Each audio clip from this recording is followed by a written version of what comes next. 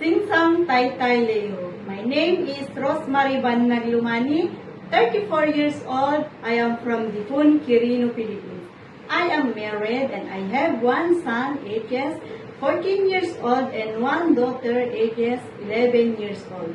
My highest educational attainment, high school graduate. My hobbies are cooking and baking, and I am pet lover. I have one dog and one cat. My expertise are child care and elderly care.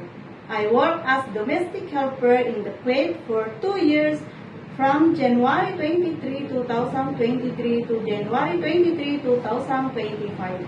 I serve one couple and 2 children, ages 3 and 1 years old. My duties and responsibility are taking care of the children and elderly, cooking, cleaning, doing laundry, ironing, car washing, marketing.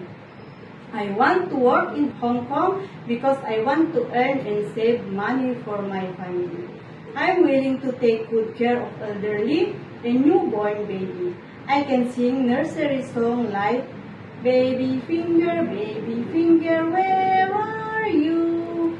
Here I am, how do you do?